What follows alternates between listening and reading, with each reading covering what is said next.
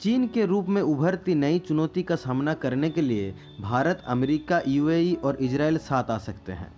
Israel के विदेश सचिव एलोन उप्सिज ने कहा है कि अभी तक क्वाड में से किसी ने उनकी देश से संपर्क नहीं साधा है, मगर वे इसके लिए किसी से भी बातचीत को तैयार हैं। टाइम्स ऑफ इंडिया से खास बातचीत में उप्सिज ने कहा है कि इजराइल चाहता है कि भारत मिडिल ईस्ट में बड़ी भूमिका निभाए।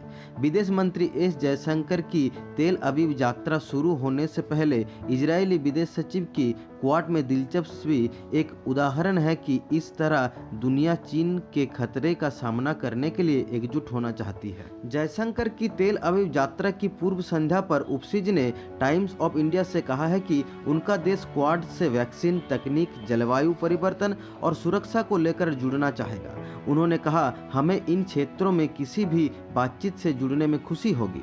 मुझे भी इन सारे मामलों पर भारत के साथ सहयोग बढ़ाने पर खुशी होगी, लेकिन क्वाड से अभी तक किसी ने हमारे दरवाजे पर दस्तक नहीं दी है।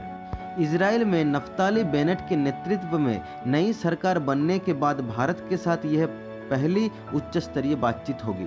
इससे पहले कि बेंजामिन नेतन्याहू सरकार के साथ प्रधानमंत्री नरेंद्र मोदी की घनिष्ठता के चलते दोनों देशों के रिश्ते में काफ़ी मजबूती आई है।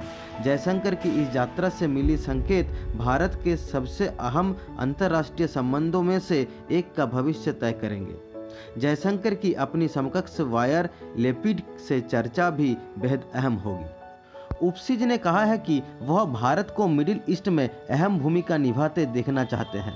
उन्होंने टाइम्स ऑफ इंडिया से कहा, हम भी बड़ी दिलचस्पी से ये देखना चाहते हैं कि मिडिल ईस्ट के नए हालात में भारत की भूमिका क्या हो सकती है। जो संभावनाएं बन रही है उनमें भारत को कैसे शामिल किया जा सकता है। आमतौर पर यह क्षेत्र धमकियों और चुनौतियों से भरा रहता है, लेकिन पिछले साल में मैंने मिडिल ईस्ट में अब्राहम समझौते की वजह से व्यापक बदलाव देखे हैं। ये सच में एक रणनीतिक भूकंप है। इजराइल के विदेश सचिव ने कहा है कि दोनों देशों के बीच big data, technology, health care और कम्युनिकेशन में बात बढ़ेगी। उन्होंने आर्टिफिशियल इंटेलिजेंस, क्वांटम कंप्यूटिंग और बिग डेटा की बात करते हुए कहा है कि तकनीक के नए क्षेत्र को लेकर हमें बेहद सावधान रहना होगा।